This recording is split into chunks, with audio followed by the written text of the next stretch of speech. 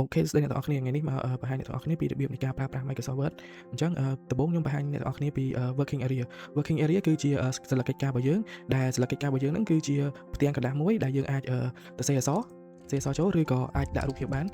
នៅក្នុងសន្លឹកកិច្ចការរបស់យើងអញ្ចឹងដើម្បីដាក់រូបភាពចូលនេះមកអូខេចាំមក plate ខ្ញុំចូល download អូខេខ្ញុំយករូបណាមួយ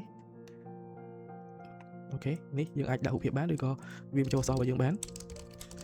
អូខេអញ្ចឹងសន្លឹកកិច្ចការរបស់យើងនេះគឺគេហៅថា working area មកប្រឡោះនេះមកប្រអប់នេះគឺសន្លឹកកិច្ចការរបស់យើងអូខេអញ្ចឹងខ្ញុំសុំលុបអញ្ចឹងទី2ខ្ញុំមកបង្ហាញពី main tab គឺជាប្រអប់ទាំងអស់នេះអញ្ចឹងខ្ញុំសុំ screenshot អូខេអញ្ចឹងទាំងអស់នេះគេហៅថា main tab អូខេខ្ញុំសុំ zoom ចូលតិចអូខេអញ្ចឹងទាំងអស់នេះគេហៅថា main tab មកប្រឡោះលើនេះអញ្ចឹង main tab នៅក្នុង main tab ហ្នឹងគឺយើងមាន tab ផ្សេងៗគ្នាអញ្ចឹងវាមាន tab home tab insert tab draw tab design tab layout tab review tab view tab help tab ជាច្រើនទៀតអញ្ចឹងណាអញ្ចឹងនៅក្នុង tab នីមួយៗវាមាន function ផ្សេងៗគ្នាអញ្ចឹង function ផ្សេងៗគ្នានេះយើងនឹងនិយាយនៅក្នុងវីដេអូក្រោយដូចជាក្នុង insert នេះគឺយើងអាចបញ្ចូលអក្សរបញ្ចូលរូបភាពបន្ថែមរូបភាពអញ្ចឹងណាឧទាហរណ៍ខ្ញុំមាននៅក្នុង download ដាក់រូបភាពដាក់អីអញ្ចឹងទៅឃើញទេបងប្អូនអាចដាក់រូបភាពដាក់អីបានអញ្ចឹងទៅឬក៏យើងអាចគូជា table ក៏បានអូខេទៅគូ table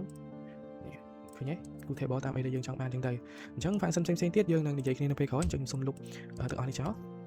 អូខេអញ្ចឹងយើងមកនិយាយពី tool មួយទៀតគឺquick access toolbar ហ្នឹងគឺនេះខាងលើនេះអញ្ចឹងណានេះខាងលើនេះអញ្ចឹងយើងអាចបន្ថែម tool ផ្សេងៗទៀតដូចជា print preview ដូចជាopen ហ្នឹងគឺបើកឯកសាររបស់យើងកន្លែងនេះយើងចុច new ដើម្បីបង្កើត file ថ្មីអញ្ចឹងឧទាហរណ៍បងប្អូនថាបងប្អូនចង់print preview មើលពីមុនពេលដែលបងប្អូនយកទៅ print បងប្អូនអាចចុចកន្លែងនេះមកនេះ print preview ចុចមើលឃើញទេវានឹងចូលមកដល់កន្លែងផ្ទាំង print ឲ្យយើងមើលថាវាមិននៅក្នុងឯកសារយើងដែលយើងបានសរសេរអញ្ចឹងទៅអញ្ចឹងកន្លែងនេះយើង open មានន័យថាទៅបើក file ដែលយើងបានសេវទុកពីមុនមកអញ្ចឹងជាទូទៅបងប្អូនចុចលើពាក្យ file ហើយនឹងចុចពាក្យ open ដើម្បីទៅបើក file របស់យើងអញ្ចឹងណាតែនៅក្នុងនេះនៅក្នុង quick access toolbar នេះយើងស្រួលក្នុងថាយើងគ្រាន់តែចុចtool open នេះមកវានឹងទៅបើក file ដែលយើងចង់បានឯងឃើញទេយើងមិនចាំបាច់ទៅចុច file ផងហើយចុច open ផងទេអូខេអញ្ចឹងខ្ញុំមានតែប៉ុណ្្នឹងតាក់ទងនឹង quick access toolbar ហើយមួយទៀតតាក់ទងនឹង title នេះ title document title នេះគឺបញ្ជាក់ថាឯកសារយើងឈ្មោះអីគេអញ្ចឹងឧទាហរណ៍ថាខ្ញុំអត់ទាន់បាន save file នេះទេអញ្ចឹង title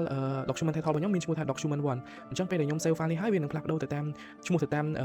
អីដែលយើងចង់បានឧទាហរណ៍ថាខ្ញុំ save វាខ្ញុំដាក់ថា testing 1អញ្ចឹងទៅ testing 1ហើយខ្ញុំ save វាយកទៅដាក់នៅខ្ញុំដាក់វានៅក្នុង drive D ចុះ drive នេះណោះដាក់ document ណាអូខេ document នេះចុច save ទៅអញ្ចឹងបងប្អូនឃើញនេះវាចេញពាក្យថា testing 1ហើយអញ្ចឹងពេលដែលបងប្អូនបើក file ក្រោយបងប្អូនគ្រាន់តែត្រូវពាក្យ testing 1ហ្នឹងទៅឯកសារបងប្អូនវានឹងបដូរឈ្មោះទៅតាម file ដែលបងប្អូនបានដាក់ហ្នឹងទៅវាចេញ testing 1ហ្នឹងទៅអូខេបន្ទាប់មកខ្ញុំនឹងមកនិយាយពីរបៀបនៃការminimize ហើយនឹងការបិទឯកសារអញ្ចឹងមានន័យថាការដកអានេះពេលដែលថាបងប្អូនគិតថាខ្ញុំអត់តន់ចង់មើលឯកសារហ្នឹងខ្ញុំចង់ធ្វើអីផ្សេងអញ្ចឹងបងប្អូនគ្រាន់ចុចសញ្ញាដកនេះទៅវានឹងបាត់ចេញពី screen របស់យើងឃើញទេវានឹងបាត់ចេញពី screen ហើយដើម្បីទៅបើកវាបានបងប្អូនគ្រាន់តែមកចុចកន្លែងរូបនេះ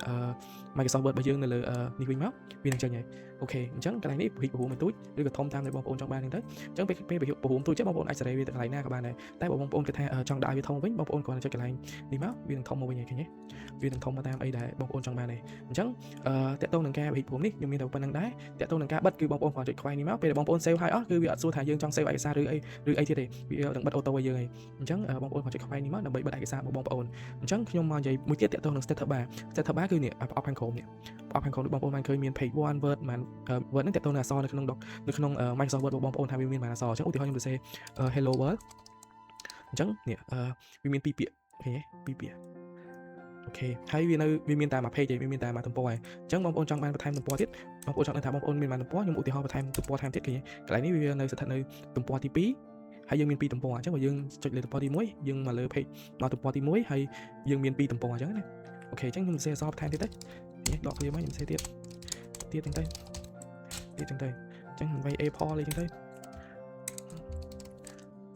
អូខេអញ្ចឹងវាបញ្ជាក់ឲ្យថានៅក្នុង document របស់យើងមានប្រហែលពាក្យអញ្ចឹងបងប្អូនក៏អាចពង្រីកភូមិMicrosoft Word របស់យើងហ្នឹងតើតើ document របស់យើងហ្នឹងពង្រីកភូមិវាបាននេះ working area របស់យើងយើងអាចពង្រីកភូមិវាបានដោយគ្រាន់តែចុចទៅលើ